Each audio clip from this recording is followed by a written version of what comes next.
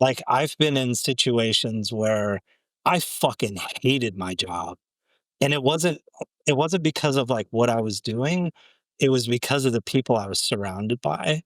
I worked for one of the most toxic individuals on the face of the planet, and it was the most humiliating thing in the world to have to go to work because I really didn't have any other choice. I felt like I didn't have any other choices.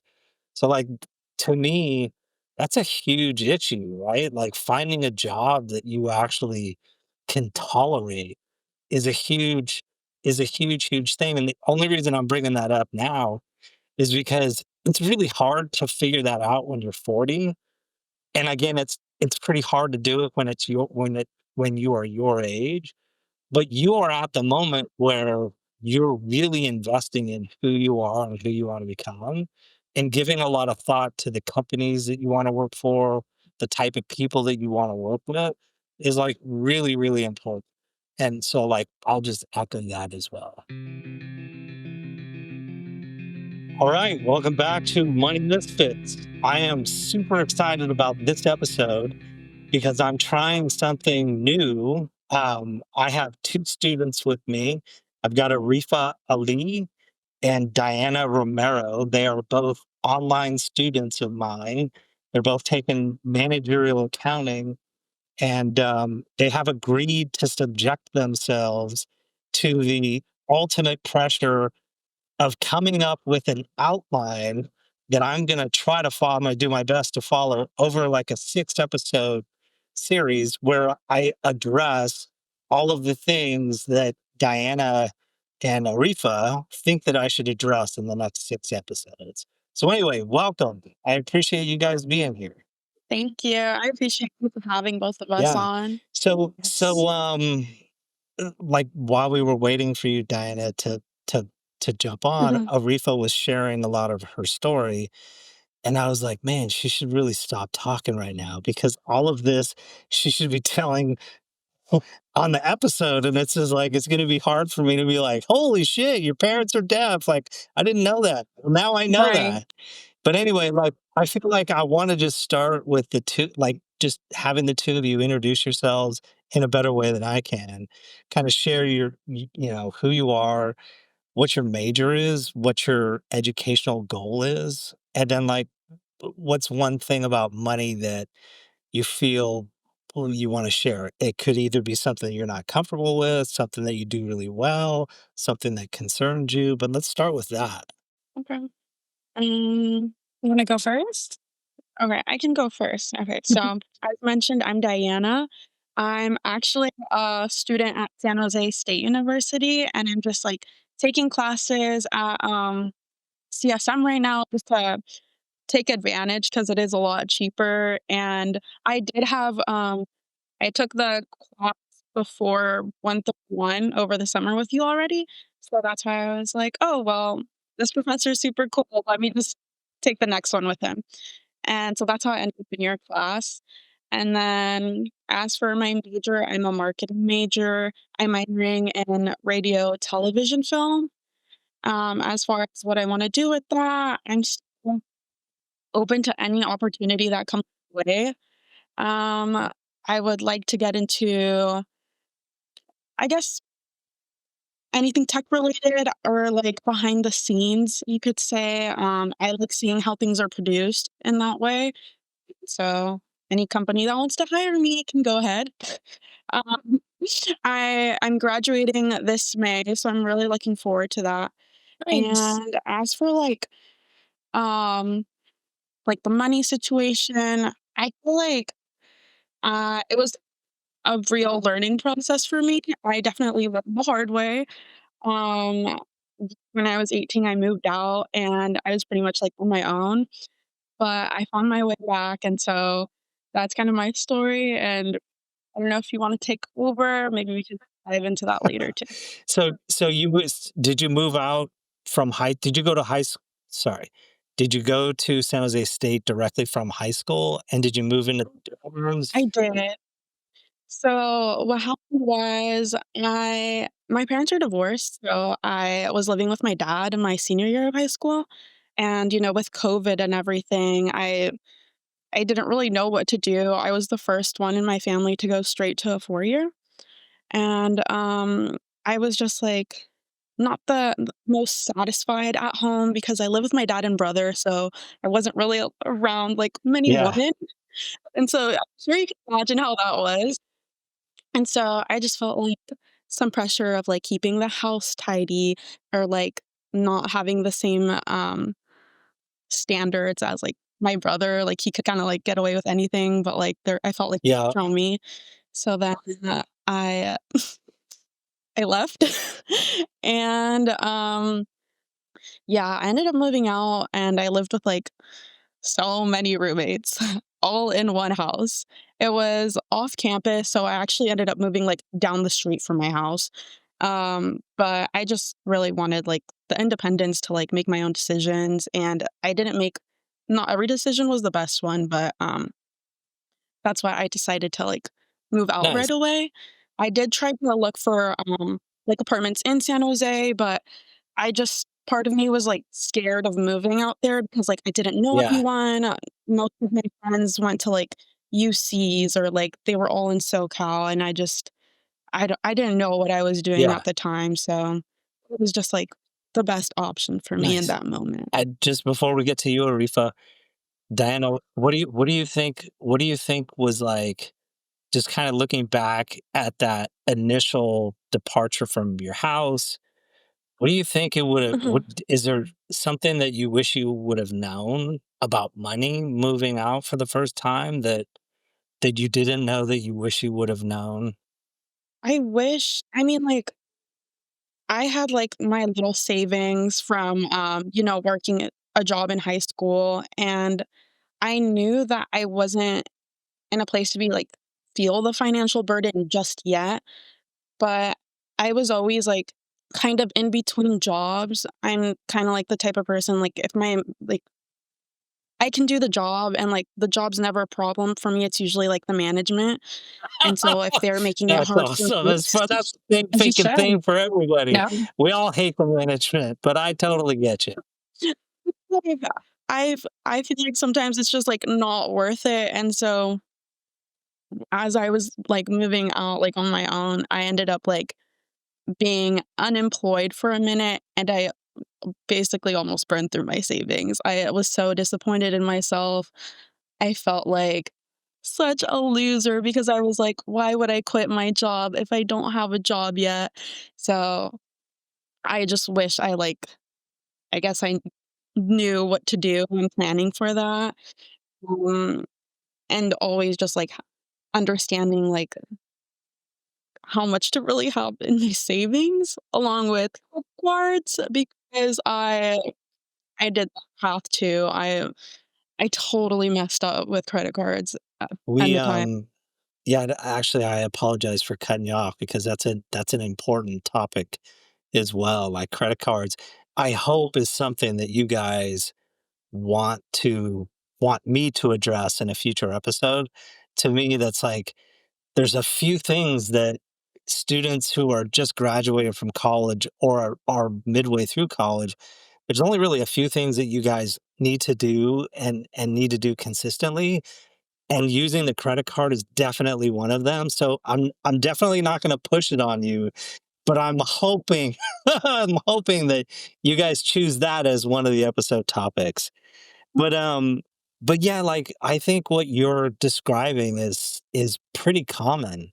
So I don't know if you've watched any of my previous episodes, but I had a few students on that are one's going to Cal Poly and the other one's going to San Diego State, and they both talked almost identical experiences to you.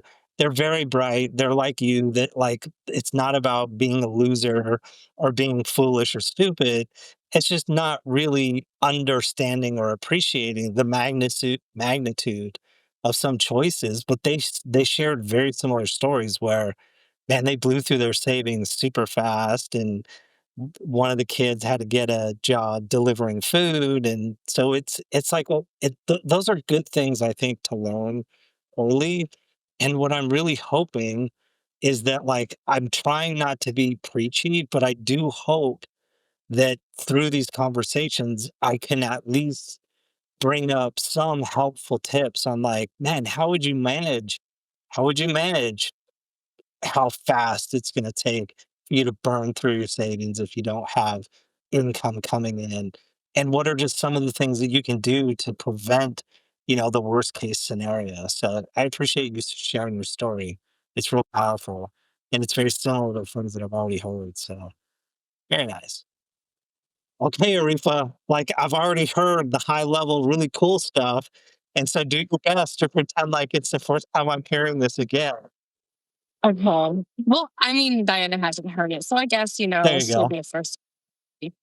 But earlier I was telling Professor that I decided to get on the show because I feel like, just like how you said, we burn through our savings, we do all these things. So it's important to talk about it with people and, really, and there's so many people who have split families like you too.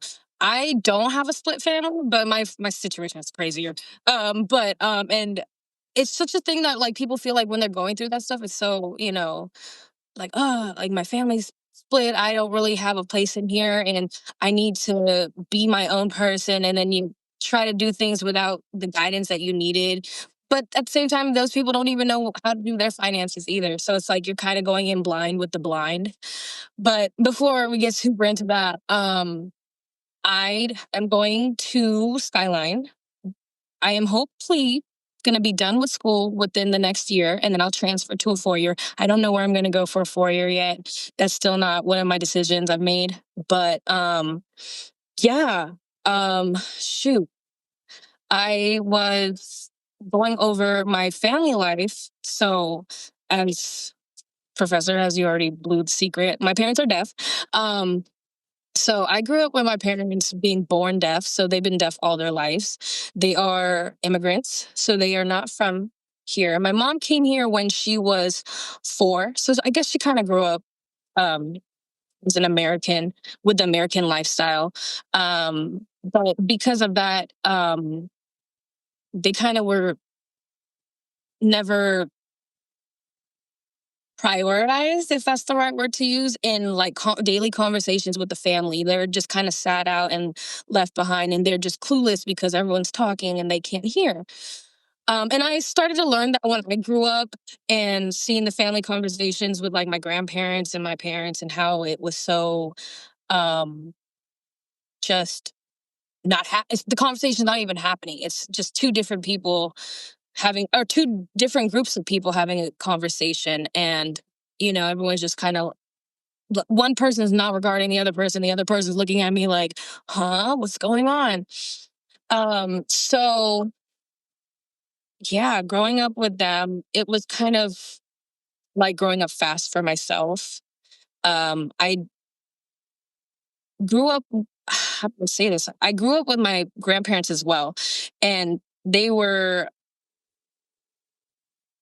in their own world most of the time. And that's just how it is with immigrant parents and families. I think like they're not as they don't like to communicate things as much as like a modern family would probably communicate about. So, by the time I got to high school, I lived in a strict family as well. So I wasn't able to do like jobs at high school. Like I couldn't go to work. I had to go to school and back home and stay at home. And I can't have friends over. I can't go to friends' houses. It was just like I was pretty much just suppressed inside my house. And that's also what caused my money mistakes because as someone who wants to be free and do things that they weren't able to do, like regular kids, like I wanted to go to Six Flags. How come I can't go to Six Flags? So, you're spending all these tickets and doing all these things because you want to catch a thrill. But as soon as I was done with high school, I, you know, was living with my grandma because my grandpa had passed during my junior year of high school. And that was the day that I actually had the freedom to make my own decisions for the family. And so staying with my grandma for a bit and trying to go to college. Once my grandpa had passed, I had the freedom to do my own things with the excuse, well, I was going to college, but that was my excuse. If class was only from 9 a.m. to 12, I'm telling my family I have a whole day of school, so I could go ahead and do other things. And so after, and I think because of that, I was putting my school um goals to the side and doing more things to catch a thrill and do things that I wasn't able to do. Um, and eventually I was broke from all the savings that I had as a kindergartner. When they would come over, the credit union would come to your school and be like, hey, every week we're going to be here, give us $5. And I think I accumulated, like, from my whole school year, because I did it from kindergarten to fifth grade, um, like $5,000, because my parents had, like, put, yeah, I blew it though. It's not with me anymore. But I was using that, and I wasn't paying rent and stuff because I'm living with my grandma. So, it kind of was like a slow burn, but eventually it was like, okay, it's all gone. And I started working. And after working, I was able to work at Genentech, and I thought I was comfortable with Genentech. They were paying me well, but I had to sacrifice the management, which sucked. The hours and just the work we had to do. We were disinfecting machines that they were making medicine for cancer out of. So it's like we're wearing hazmats and stuff. And I was sweating throughout the whole work shift. I smell like vinegar because that's what they would use to disinfect everything. I'd go out the next day with my friends. They'd be like, you smell like vinegar, And I'm like, oh You're my like, God. dude, you I can't fucking help it. I'm reek, sorry. man. It's the reason why I can pay for my meal today. But it was to a point where I was like, I need to go back to school. And I was working throughout COVID at Genentech. And eventually, Genentech decided to use, I don't even know if I'm supposed to share all this because it's Genentech, but they just replaced us with machines. And so they were going to move us to different departments, but it wasn't the same pay. Yeah, It was a downgrade. So, I decided to in tech and work reasonable hours as a global security operator at a tech company. So it's like the fancier security. We just sit there and we, like, manage all of their headquarters and branches that they have. And I do that for 6 to 2. And then I have all this time. And I was like, I'm going to use that time to go to school. nice. And my sister told me it was free. And I was like, well, that sounds great because I don't got a lot of money to spend. So I got back to school, and I got back to school in 2023. So I was able to go through all the classes that I need to get done with. And then now I'm literally a year left of school, and I'll be able to transfer. I don't really have, well, the goal, I was also talking to the professor earlier about my sister. So I do have a sister, and we're like this. And I think the reason why we're like this is because the only other person who has deaf parents and knows all the shit that we had to go through is her. She's been there right there, and she knows how it feels, and she knows what it's like. And she was, because of me helping out with my parents a lot, she was able to get her education faster. And I'm so happy that she did. So she was able to become a smog tech. She likes cars. She works on cars. She looks just like me. She's a badass. Like, people are like, you're the one that's working on the car? And she's full face of makeup working on these cars. Like, Nice. but we had our dream. We started talking. We were like, we need to open up a smog shop, or like a shop, and we should have it ran by women. Because one thing I knew as being a woman is that people will fuck you over when you take your car to shops. And they'll tell you some shit that you're like, well, I can't drive the car if I don't have A, B, and C. Then you only need A, and B and C are just optional. And they're not going to tell you that. So my sister, I would always call my sister, hey, do I have to pay for all this shit? And she's like, no, literally just the That's first one. hilarious. I was like, all right, bet. So it's like we wanted to do that. So with this degree, because my oh my God, I'm lost for words right now. But my goal is to have my business degree. Um And I wanted to focus on managerial experience with that. So I'm still gonna look into it. But that was the goal. So that way me and her can get our own shop and run it and then open up other branches in the Bay Area and then maybe make it into a franchise. That's just a dream, but it would be great if it was. Like we could be like the next Pep Boys kind of thing. But exactly. We're gonna call it Pep Smog women. Sisters. Smog Sisters. So I would definitely go to that small shop because I get so, right, so I can right? get, I don't Diana know would love anything it. about car. That's the one thing that I know nothing about, like literally nothing about cars. And my wife, I'll be like, yeah, I'm gonna go get the oil changed, and she's like, dude, don't let them fucking talk you into replacing your windshield wipers, and you don't need a fucking air filter, and you don't need brake. Like, don't fucking do anything other than getting your oil changed. And I'm like, okay. So like, Right. I could totally go to a shop full of women where it's just like, I don't know though. Right. I still Honest, feel we just like want to I be would get ripped honest. ripped off. But I like I love that idea. It's such an awesome idea. Yeah. So So that's the goal. And you were while we were waiting for Diana to come on, you shared something with me that I thought was really cool about your parents and how you used to have to translate for them or speak on their behalf because they obviously they were deaf and they couldn't hear. But you were saying that because you were doing that at a very early age, it exposed you to a lot of information that like most kids aren't exposed to. For instance, you were saying like you were talking to your dad's boss, you were translating for your dad with his boss, and your boss, or sorry, I should say, his boss was asking you guys if your dad wanted to open up a 401k. And like I really liked that story, and I don't want to tell it on your behalf. So if you don't mind, oh if you could yeah. just share that story with me again. Right.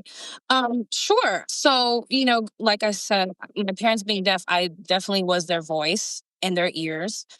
And there'd be times, and for this instance, I would have to go every year to renew my dad's benefits and his stuff. And I remember being around 11 years old, sitting in front of, his boss and him asking, like, can you tell your dad if he wants how much percent of his 401k, something along the lines. I can't remember exactly, but it was something, like where all your savings is going to go if you were to pass, I Yeah. believe.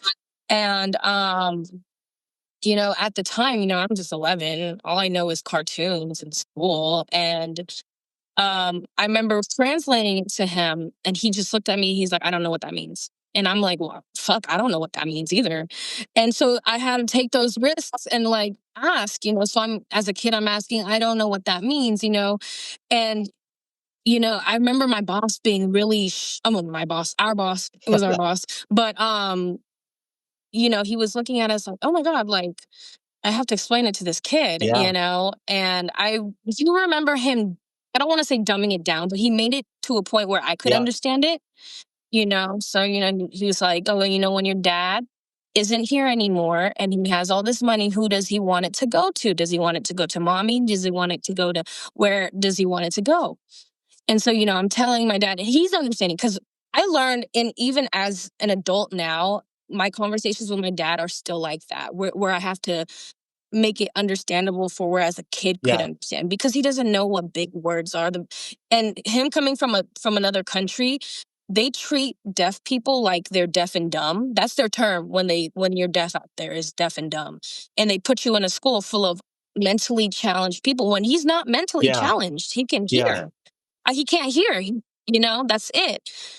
So with that being said, I had to take that in accountability. Like it's not his fault that he doesn't know these words. And sometimes I remember being like, why me? Like, why do I have to go through this? Why doesn't my parents um act like the way my friends' parents are? Why did my parents have to always ask me what to do instead of like them telling me, you know?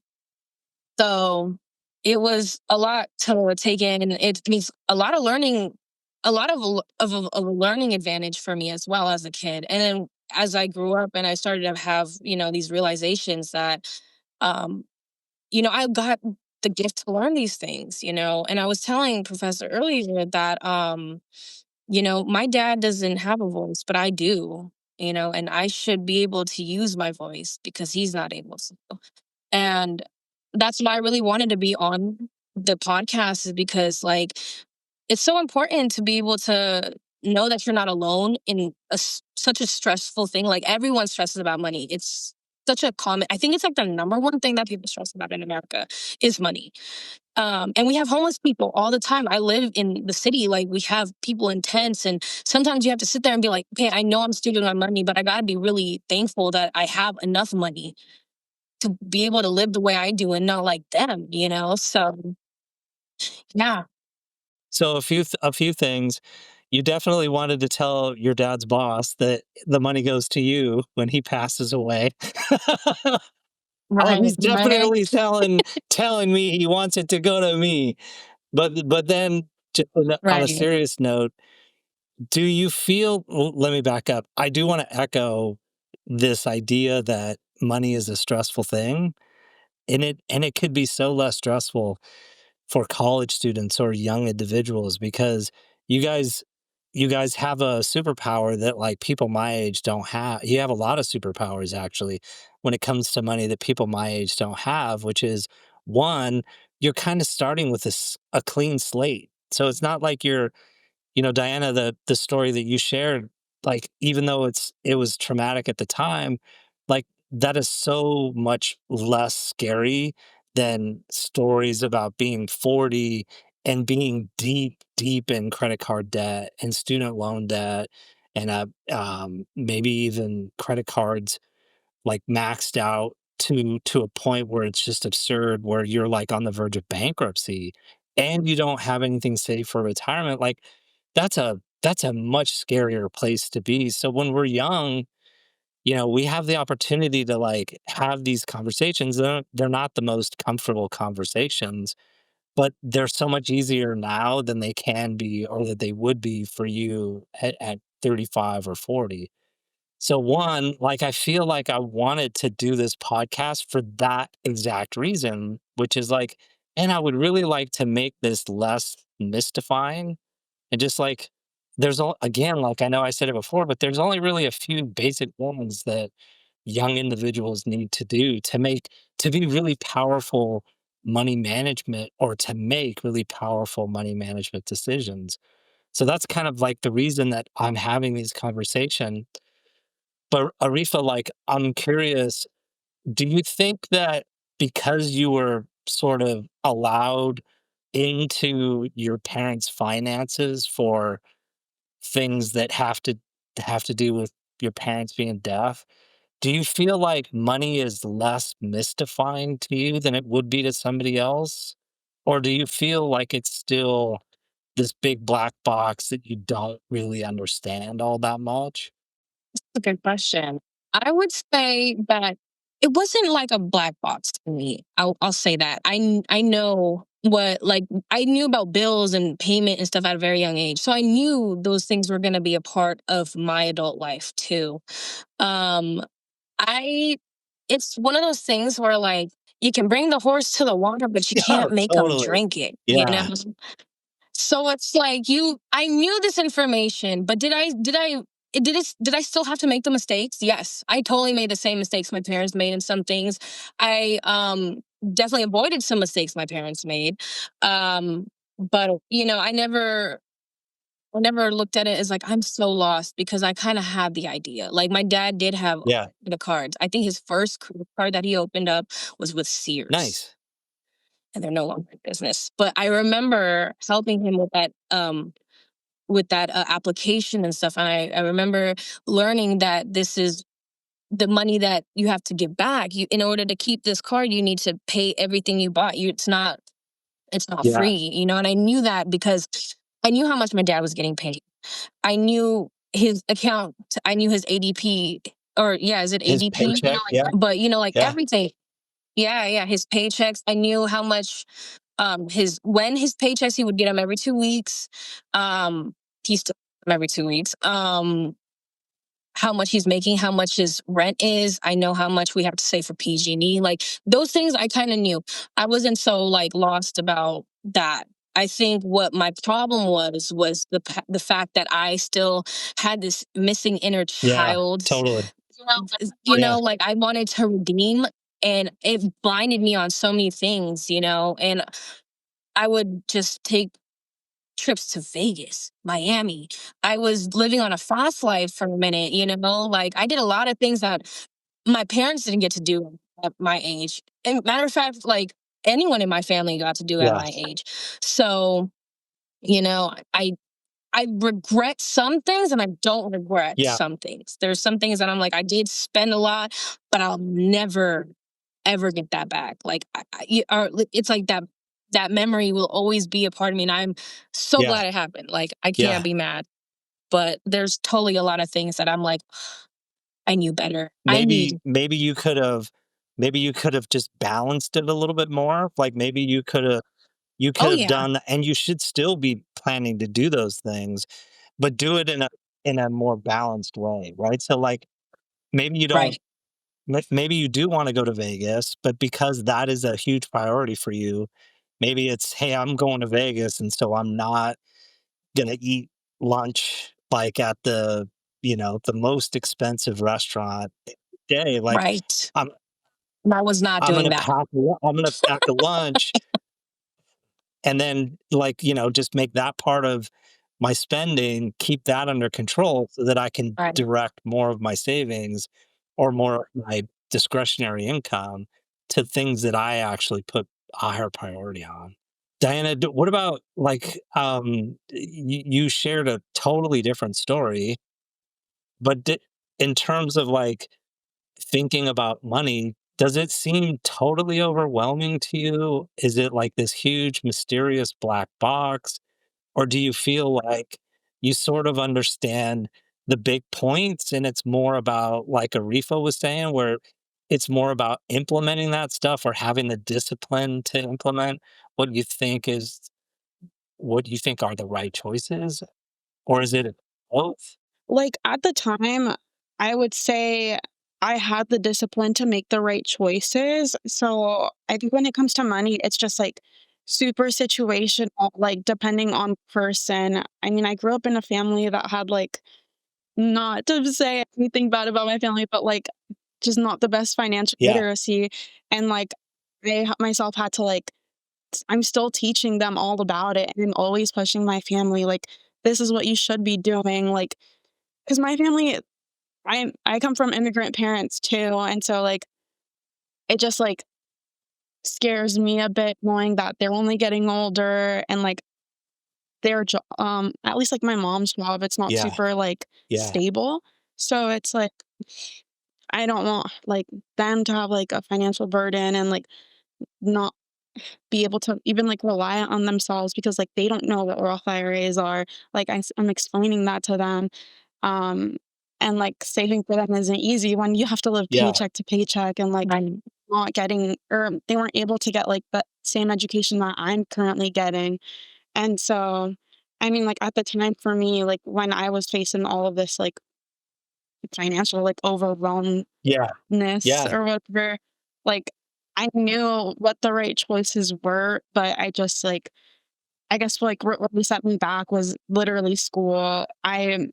I was able to, like, apply for FAFSA and, like, I got it each year, but my biggest mistake was literally failing my classes. I had no idea that I can't just, like I'm not just gonna get the money and, like, it's not just pass or fail because, like, what ended up happening was I failed a semester, and without even realizing it, I had to end up paying that semester back, and that just, like, put me in the worst credit card debt because I didn't have the money to like, pay for it at the time, and I cannot ask my money for that kind of family, like, first of all, I feel bad, and, like, even though I knew they would have helped me, like, that is just too much pressure on them. I didn't wanna put them through that, so I, had a credit card and, like, the limit was kinda high, but, like, I put it all on that, and so I didn't really I mean, I knew what interest was, I just didn't know how fast it, like, accumulates. And so, like, I was making all these payments and it just wasn't being paid off, but I still wanted to be able to, like, I don't think I have, like, the most, like, high maintenance lifestyle, but, like, I'm not gonna stop myself from having fun. So that was, like, bad choice on my end because um, I only let it pile up even more. And so it's like I yes, I put myself in that situation, but I just also, like, didn't know how FAFSA worked and, just yeah, that Just out of curiosity, what do you think was the one thing you could have done differently that would have made a little bit of a difference or maybe even a big difference? What do you think there was anything? I think I could have definitely asked for help and just, like I think that's, like, what a lot of people struggle with. I mean, like, even when it comes to work, I'm always the one to, like, overwhelm myself and, like, take control of everything because I feel like if it's in my hands, then, like, it's on me instead of, like, relying on others to help me out.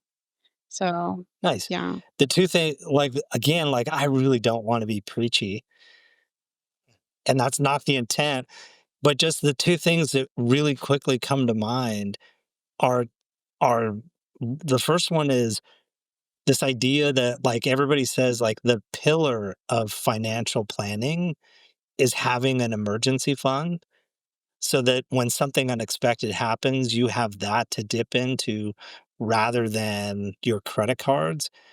And so to me, when I'm listening to you, it's like, man, although it doesn't sound like you could have had set aside money for an emergency fund, it does at least still raise the issue that it's really important to have some amount of money set aside for things that are totally unexpected.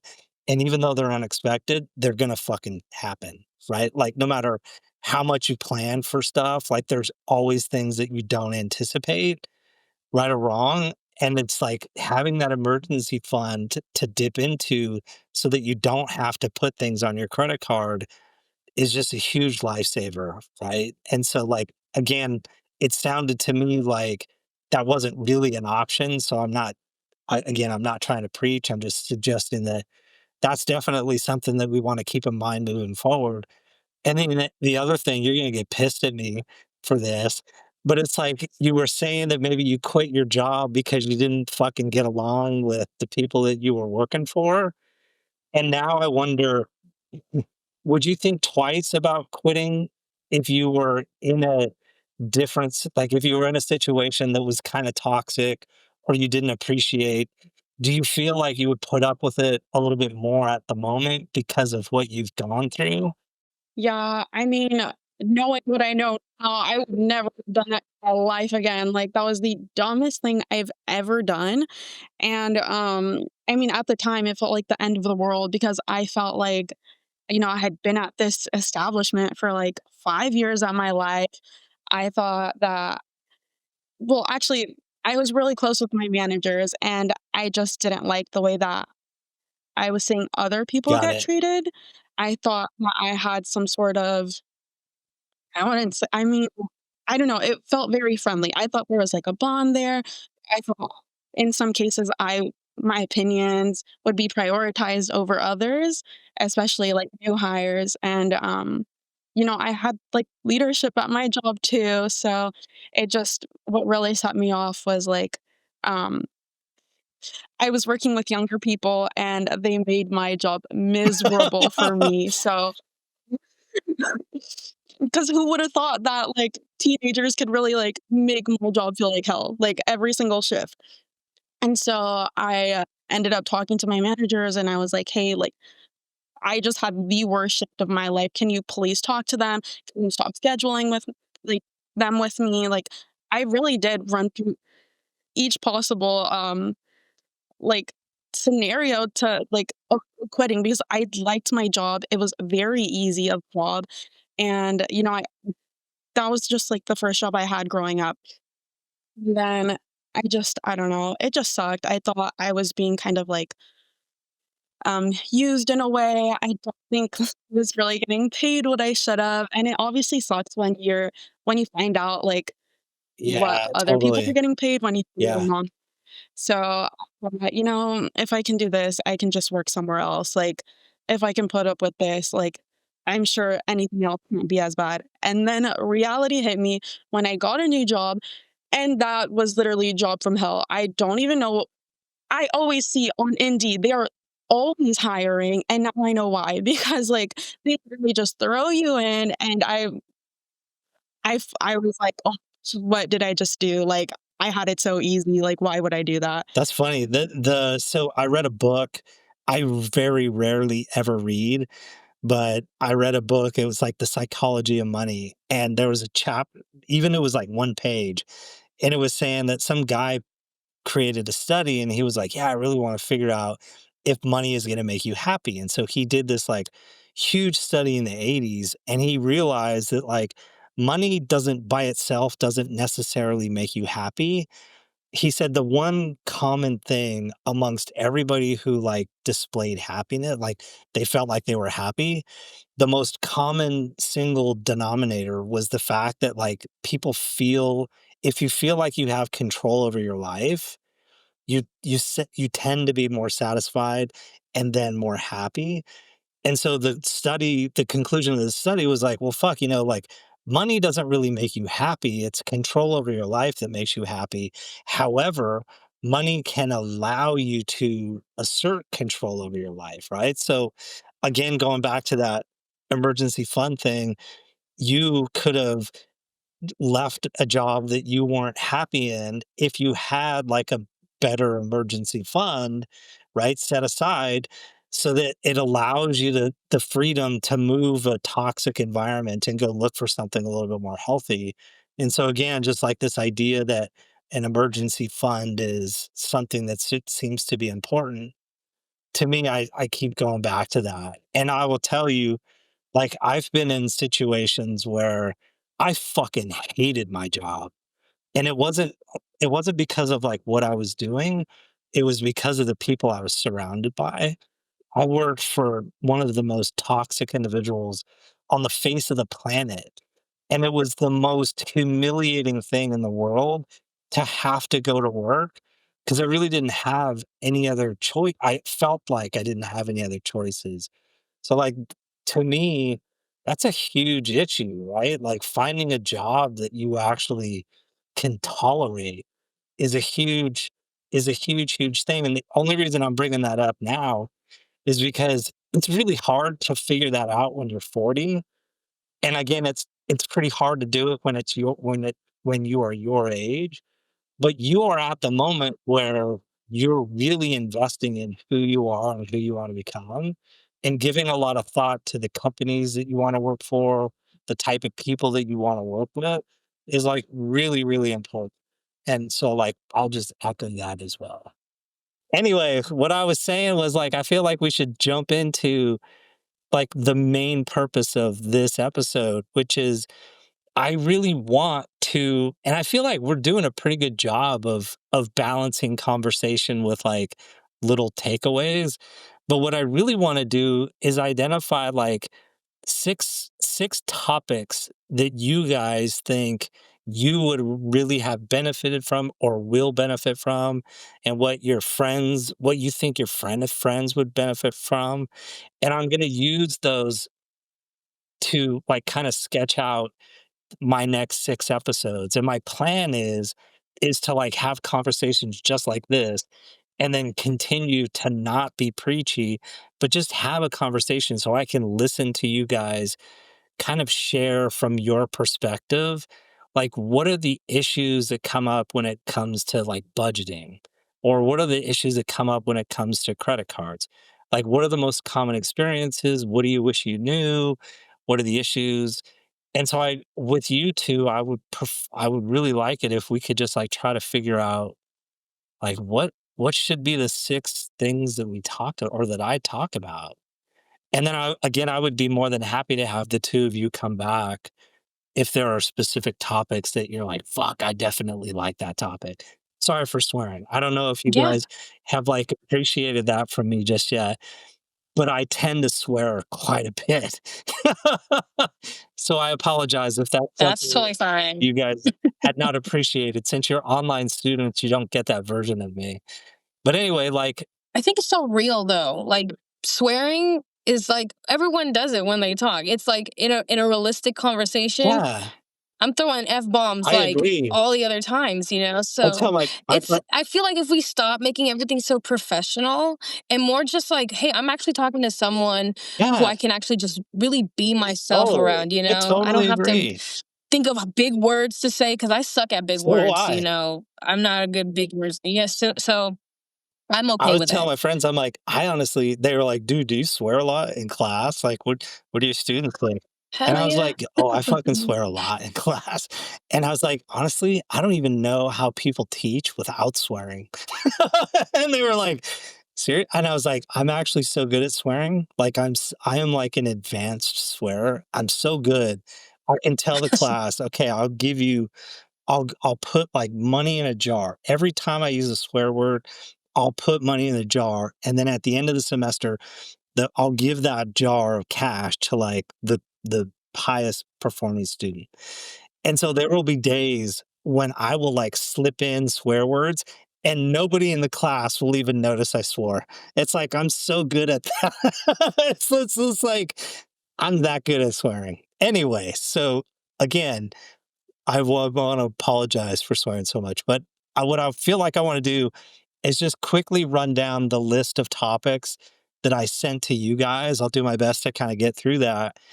And then maybe I'll have, I'll get the top three from both of you, and then we can maybe sort of hash out the bottom three. Okay, so Mhm. the 10 topics that I sent to you guys, the first one was budgeting, right? Second one was credit cards, credit scores. Third one was like getting paid and being able to read your paycheck, understand what's being deducted and so forth. The fourth one was making money, burning out, and staying sane. So it's like kind of side hustles. What are some of the common ways that college students make money where it's not working it in and out? It's sort of doing their own thing. Number five was like roommate money disputes. Like, so how do you manage money how do you split the rent? How do you split the electricity? Roommate stuff.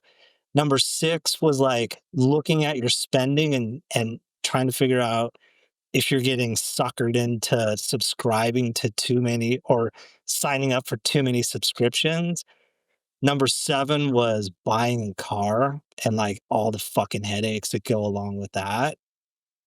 Eight was financial aid. Nine was studying abroad, like whether that makes sense financially and it's something that you should do. 10 was like the idea that you sort of hit rock bottom, and maybe both of you have already kind of touched on that today, right? So the question is, should that be a standalone issue? And then 11, which I'm hoping you guys choose, which isn't in the list, is like investing. How do we just start investing? Like somebody your age, there's so much confusing information out there. Like, how do we whittle that down Mhm. to like the basic concepts that somebody should know? So Right. that's what I kind of came up with, right? As potential topics. That doesn't have to be the exhaustive list, but I would really like to know from the two of you, like, what do you guys think the top three should be? I think investing would definitely be a good one just because Yeah. I am so huge on being able to set yourself up for the Okay. future. And um yeah, I mean, I dabble a little bit into that. Thankfully, my boyfriend showed me how to do all that. I have a Schwab account and that's like my Roth Nice. IRA. And so I only started that during the summer and honestly seeing the number go up without me having to do anything is like it puts like the biggest smile on my face. So Do you mind if I ask just a very quick question on that? yeah. To me, look, I'm not gonna ask you how old you are, but I'm thinking that you're somewhere around 20, 21.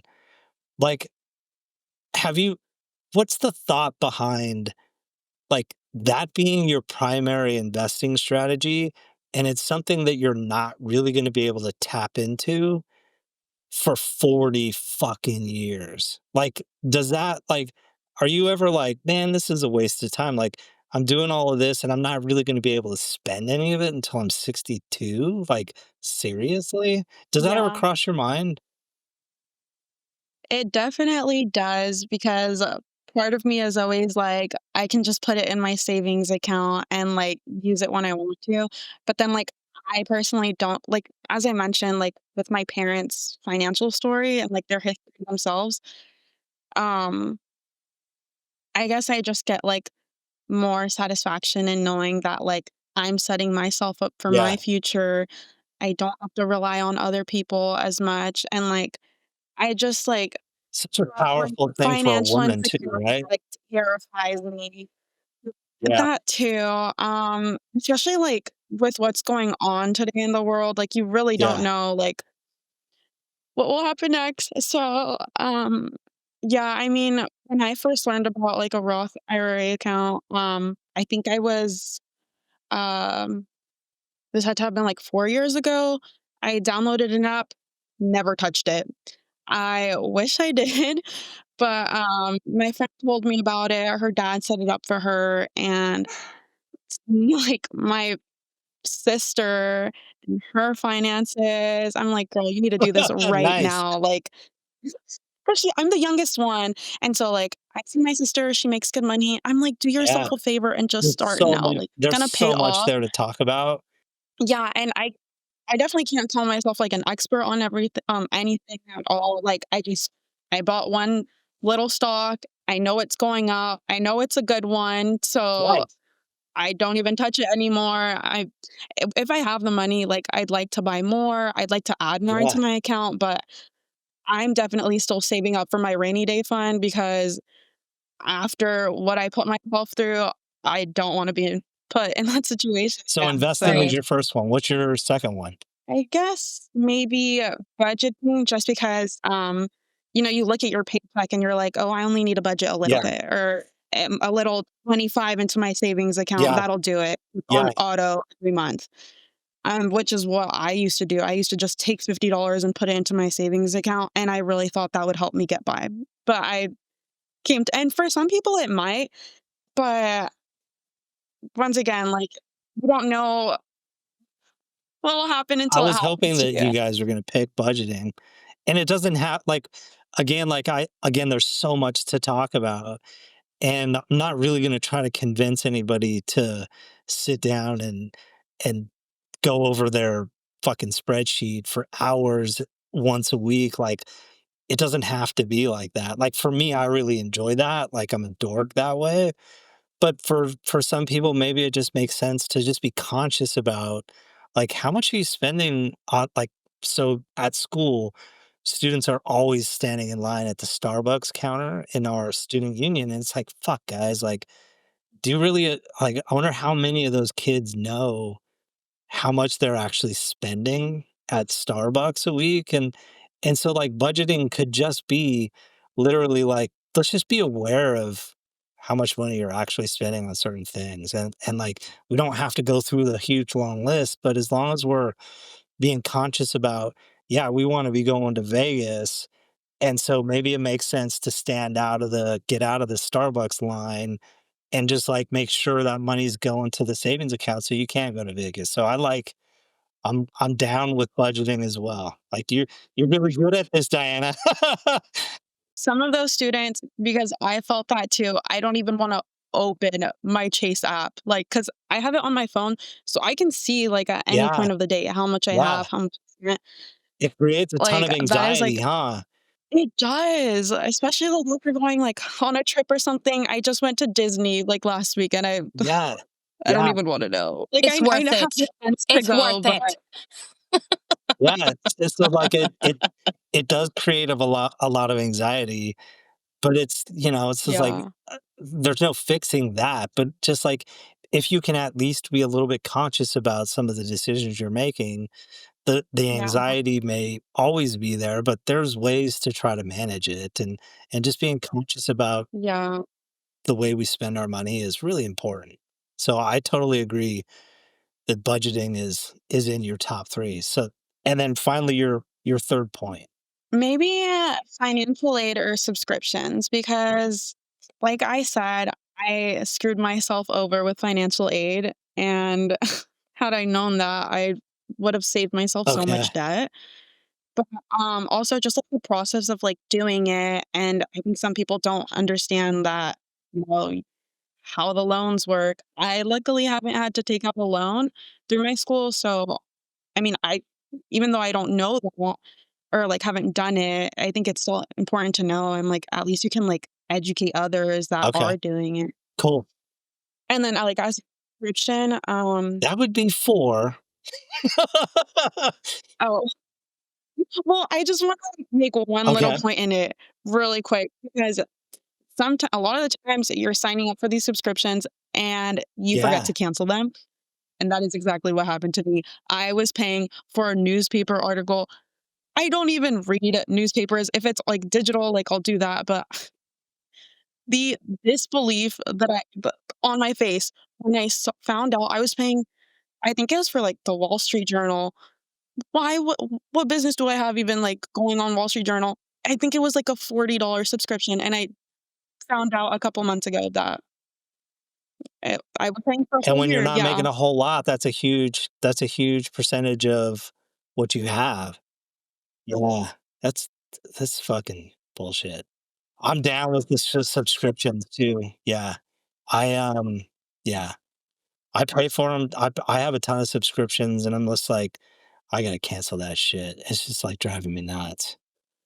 So, like, I the mean, luckily smartest there's like student yeah, ones, so here's but the deal. The smartest people in the world, they're not sending somebody to Mars.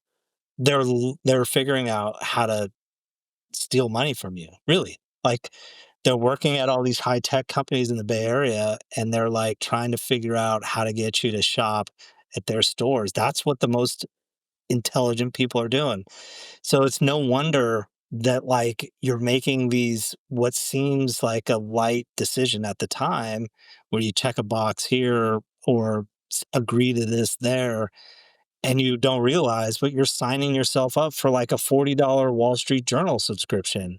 And you're not really paying attention to it because every time you open up your Chase app, you don't want to look at it because you know you've been standing in the Starbucks line. You're just like not paying attention and you're not conscious about where your money's actually going. And so, like, yeah, it's that's such a huge point. So subscriptions could almost be included. We can back it into the budgeting and being conscious about how you spend your money. Oh yeah. I like your we'll just say that's the top 3, and I appreciate, man, how honest you are. It's really cool. Alright, Areef. Yeah. too. I agree. I think I mean, investing was on my top 2 because like, man, if I had fucking spent $10 on Bitcoin right now, I wouldn't be in the fucking problems that I am right now. Like, it was just one of those things where you're like, what the fuck? And then there's all these people who became millionaires off of Bitcoin, because they made that investment and I wasn't educated enough in that area at the time. So it's like, yeah, My idea of investing is probably gonna be different than yours, but we'll definitely talk about investing in Bitcoin, but, like, I've had that conversation with students for the last 5 years, and it drives me nuts because it's like, man, that kid, like it's so cool that somebody who's 18 wants to invest. Because when I was 18, none of my friends had that conversation, like, literally, we never thought about investing, and so as kids having that conversation at 18, it's a profound thing. But like putting all of your eggs into like the Bitcoin basket, to me, it's just like, why the fuck are you doing that? You're killing me. So yeah, that conversation I right. really want to have for those reasons. Like, I'm not going to tell anybody Yeah, not to invest in Bitcoin, but what are the primary things that you should be doing in addition to investing in things like Bitcoin? So yeah, I'm totally on board with the right. investing one for sure. What are your next 2? I do like the budgeting one. I actually do agree with that. That was one of my ideas. I mean, one of the ones that caught my Yeah, attention when you first sent out the no, the announcement about it. Cars. I think cars is a big one for I me, agree. because like I see a lot of young people who have really fancy cars, and I was like, as soon as you drove out of that lot, you just that value will never be what you just paid for. Unless it's some old school car that you're keeping that's been restored to like its golden age, but Yeah, and there's a I lot that think goes on with, like, buying a car. Like, the whole idea that you're gonna make the absolutely. decision based on your monthly payment is actually it's predatory lending, right? So, when you're negotiating based on your monthly payment, you're not really paying attention to the 2 most important things, which are the price of the car and the interest rate you're being charged. So if the dealership gets Hmm. you to focus on the monthly payment and you're like, yeah, I'll that, I can afford $475 a month. And so it's like, yeah, okay, well, that's for the next 7 years. And you're overpaying for the car, and we're charging you an interest rate that's like way higher than what you would Double. qualify for. So, like, there's a lot to buying a car. And again, like, I purchased a car Absolutely. probably 3 years ago, and it was after I wrote my book, and I felt like, man, I'm going to go in the dealership and I'm going to show them what's up. And we went through the entire process, and I got home, and I was like, son of a bitch. They totally ripped me off. Like, I Yeah. fell for one of their classic pitches, and I just, like, was so convinced I was not gonna do that. They sell it to you They real were good. Yeah, like, they And you're like, wanted I an need this in extended my life. warranty. They were like, "Do you want an extended warranty?" And they're like, "It's only $50 more." And I was like, "Yeah, okay, that sounds great." And then when I got back, I was like, "Wait a second, I totally purchased an extended warranty based on the monthly payment. I didn't ask how much the warranty was that they were selling me." It was brutal. So anyway, Right. I like that as Yeah. being the fourth story. Hmm. We still have 2 other topics. I do want to mention one I think that isn't on the list, Okay.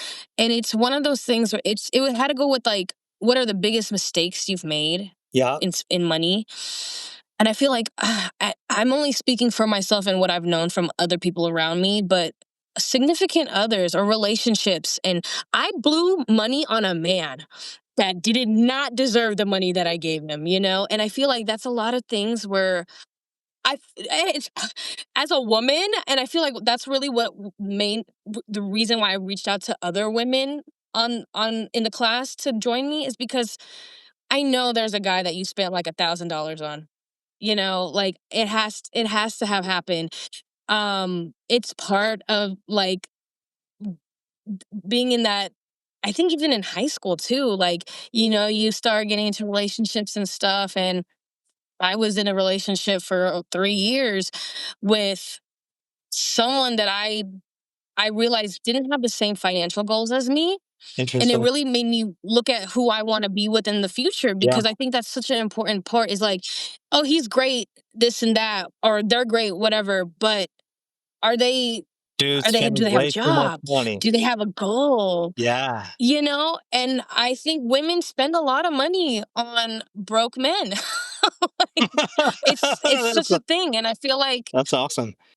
it's something I really want to talk about. And it doesn't even, it could be other, I've heard guys talk about how much they spend on a girl. They're just head over heels over a girl, and the woman is using them, and they just can't see it because they're so blinded.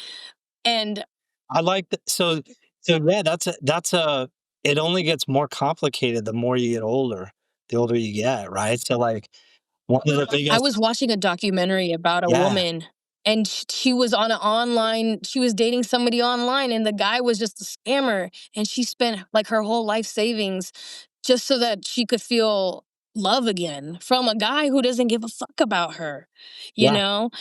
There's that aspect too. What I was gonna suggest was that, like, one of the biggest causes of stress in a marriage is money, right? So if you're not having that kind of conversation at the front end before you get married, or if you're not at least thinking about whether you're compatible financially, that's a huge issue, right? So not something that I really identified as being important at from my perspective for somebody your age. But yeah, like I'm down having that conversation. Especially I like how Yeah. passionate I you made a are. lot of stupid mistakes. Oh yeah, like when it comes to the list of making mistakes, I promise, like you're talking to the king, so don't worry about that. But like, yeah, if I'm totally on board with relationships. Diana, what do you think? No, I totally agree because I've heard from friends and also like I'm in a relationship, so I get it. It's one of those things where it's like, I can't afford your lifestyle, but you want me to go 50-50. Like, how does that work? And yeah, and so like I actually recently had a friend, she's married, older than me, but she was telling me how like her husband lost his job, but like he's like the main provider and like they had like a pretty nice place in the city and she's like not to sound like condescending or anything, but like I'm used to that lifestyle. I never had to provide for myself. Like I don't know what to do. And I was like, hey, like I have roommates. Like I don't know what you should do either. Yeah, I don't even know what my advice would be to anybody other than like giving some thought to, he's career oriented. He's a guy that you connect with spiritually, and there's all sorts of things that are on the yes, this is the right partner for you. But like in that list, find like being compatible with the way that you spend money is super important. Like my wife and I, man, we argue, just as good as anybody, but we never argue about money. Like that's never been an issue in my marriage at all. And we stumbled into it. We didn't even really realize that we were totally compatible that way. I want just to say really quick, I feel like it also goes with friendships. I've definitely had a fallout over like our spending habits. Yeah, because of me, yeah, and it's like, I was taught this and you were taught something else, and now it's like Yeah. a big conflict in our Yeah. friendship, and Yeah, it could be well, so it could be partners, friends, and roommates, right? And the relationship, like how money folds into your relationships in all sorts of different ways. Yeah, totally. I still have, what is it? 1, 2, so we have investing, budgeting, financial aid, buying a car, relationships. I have room for one more.